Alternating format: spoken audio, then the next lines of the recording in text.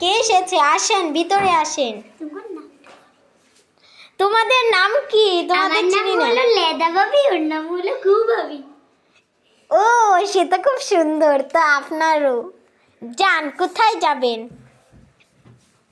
Hello guys, এখন আমরা এসেছি বাংলা মালা দিয়ে খেতে।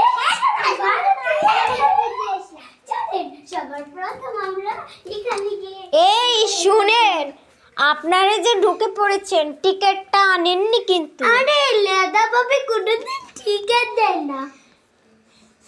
কেন? আরে বুঝেন না, আমার এখান থেকে কেউ নেয় না টিকিট। আমি যেমন সুন্দরী। ওরে বাবা, সেও তো খুবই সুন্দর, কিন্তু আপনার নামটা একটু পচা। আই আই এখন না, হ্যালো গাইস, এখন আমরা যাব হলো পাখির বাসাতে। ওয়াও, এই পাখির বাসাটা আমি ফিরে নিয়ে যাব।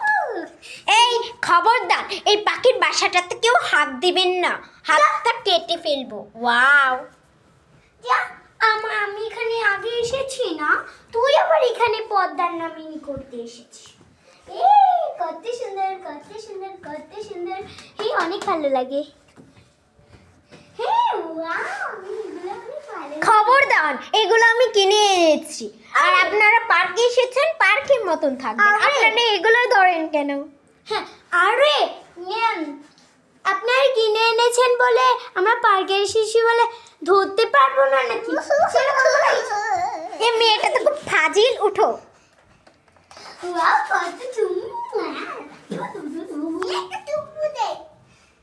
খবরদার, আপনাদের মুখ লাগাবেন না। আপনাদের কি ইয়া? এখন আমরা চলি।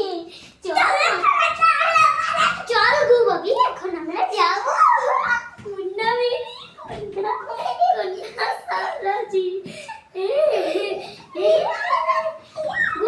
আসেন, গু বাবি আসেন। ও, আপনার কত হলো চুরি চুরি। গু বাবি, গু বাবি। আরে কি হচ্ছে? আপনি যে টিকিট না ছিঁড়ে এখানে এসে পড়েছে, এবার কি হবে? আরে লেদা ভাবি তো কোনোদিন টিকিট কাটে না, এর জন্য টিকিট দেয়ও না। সে তো লেদা ভাবি, সে তো ছোট, আপনার তো ঘুম ভাবি, তাহলে আপনি তো দিবেন। আরে আপনি উল্টা পুল্টা নাম বলছেন কেন? ও হলো ঘু ভাবি, আমি হলো লেদা ভাবি। আপনি বুঝতে পারেন না? যাক, কোনোদিন টিকিট দেবো না।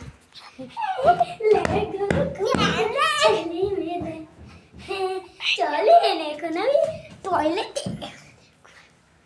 এই দাদা, ঘুমোতে যান, আপনি একটু টয়লেট করে আসেন। দাঁড়ান।